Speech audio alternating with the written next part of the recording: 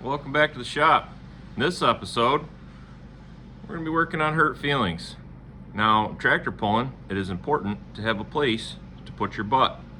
And the place where you put your butt needs to be firmly attached to the rest of the tractor so that when it bounces and moves, you stay with it. So we're going to fabricate a seat mount and get the seat mounted. Stay tuned.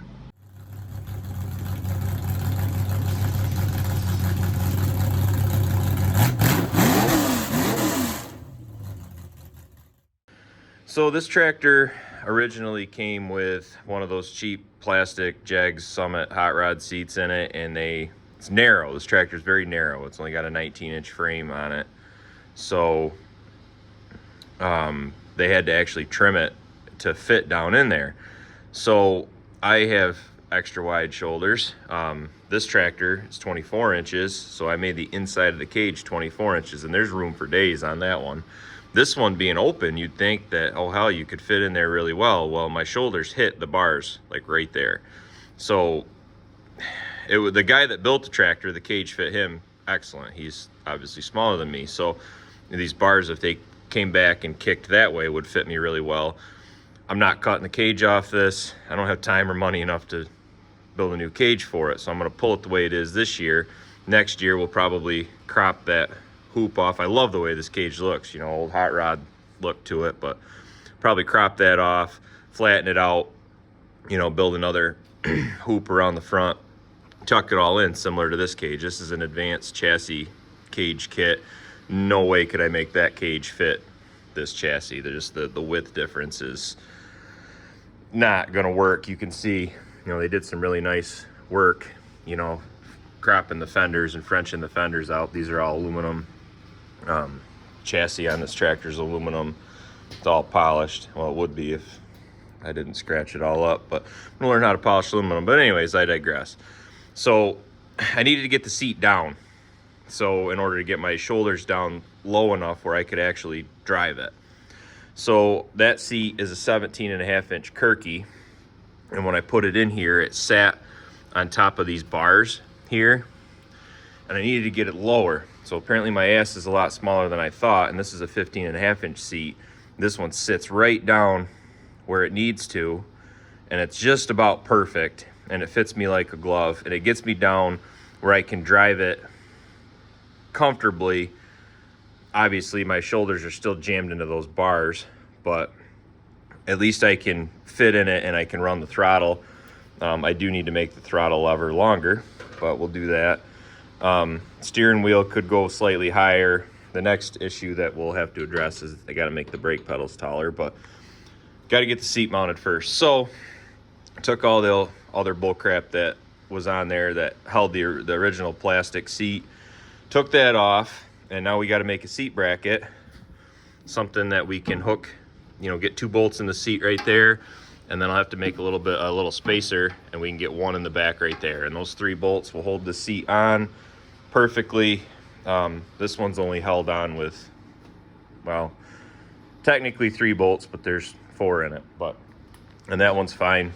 You know, yes, safety is very important, and, you know, rollover, you need to be securely held in there, but these things pull at like 15 miles an hour.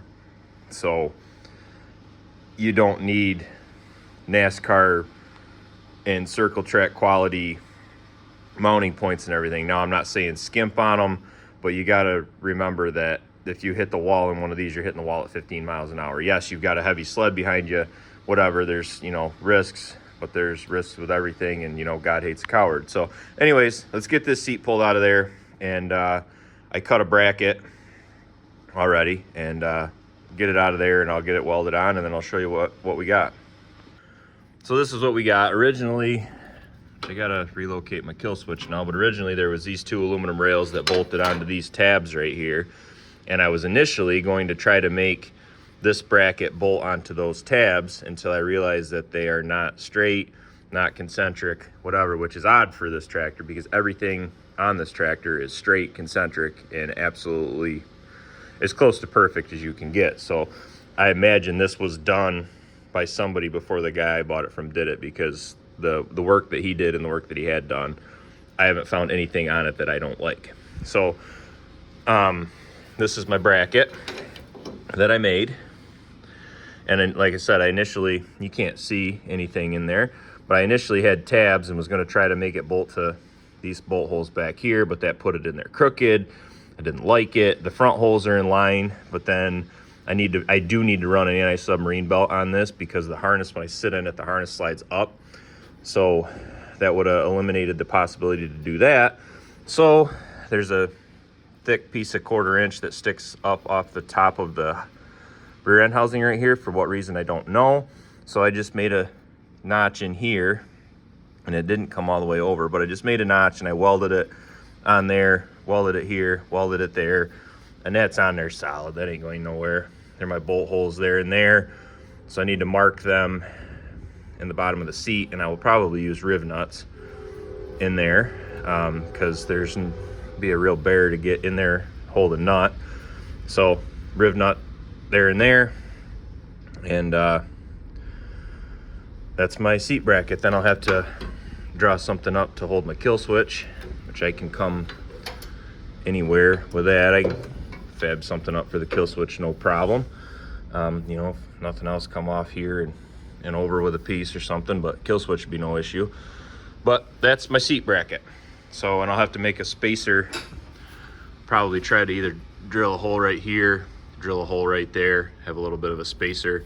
That way the belts, you know, you're not binding on the belts and everything. So that's what we got. Well, we needed a kill switch bracket because it was originally hooked on that aluminum piece that went back there. So just a quick little stainless bracket that I knocked up, cut with a plasma cutter. So it'll go something like that. I guess it's got to mount not on that other part, otherwise you can pull all you want, it's not going to come out. So it's got to go something like that. And I really need to invest in a cameraman because I'm have such a hard time doing both. But it's stainless. It's got to be almost 1/8 inch. It should be plenty rugged to hold that.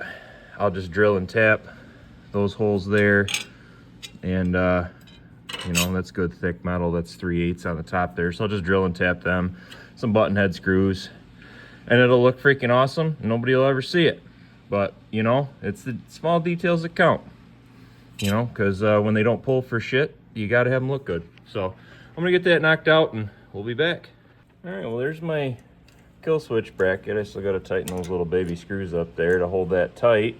And I may throw just a little bit of a flare on that end right there, but I may not. It's good and rugged. Don't have to worry about ripping that off of there. I wasn't gonna put these holes in it because I didn't want to weaken it too much, but take into accordance how rugged a piece of stainless steel is. But all drilled and tapped in there. I will probably get button head screws or button head bolts. I need a bunch of them anyways. I want to do all these in button heads. They're a pain in the ass, but they look better. But I may not.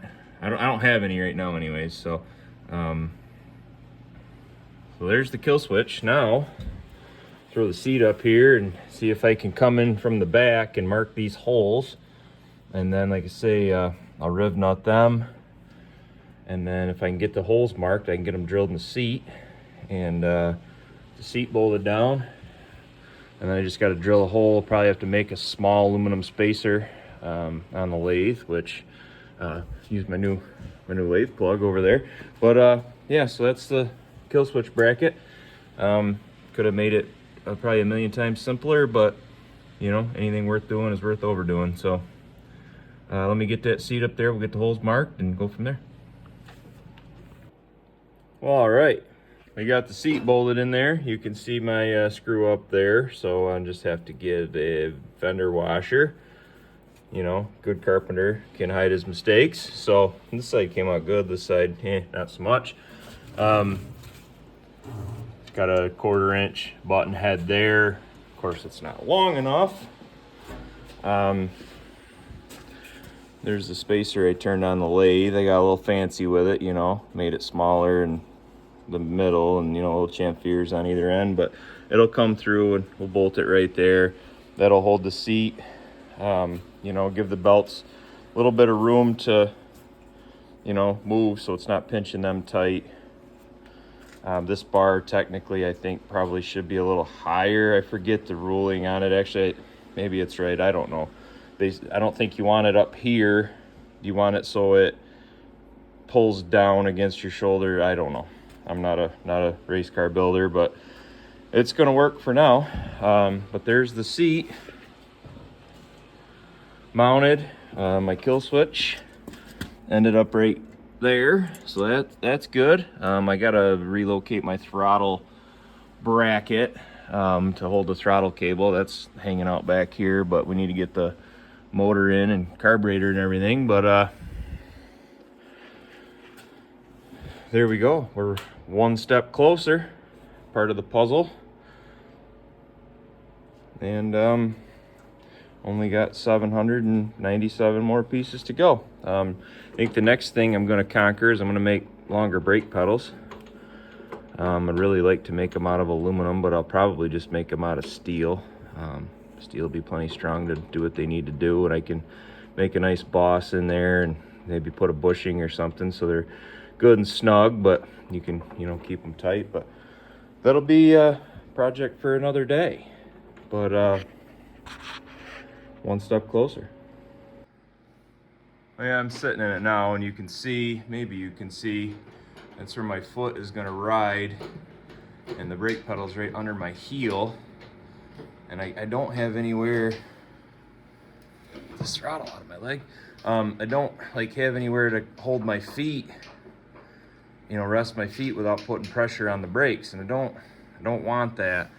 You know, for as big of a tractor as this is and everything, it's pretty cramped. I mean, I can drive it. I got enough room, you know, on the steering wheel and everything, you know, get myself strapped into it. But, you know, the brake pedals, nice if I could rest my, you know, had something to rest my foot on, you know, instead of the brake pedal.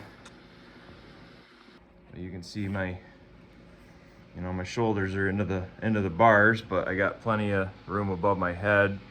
You know, the roll bar, and then the throttle, you got to make that longer. Need a cameraman too.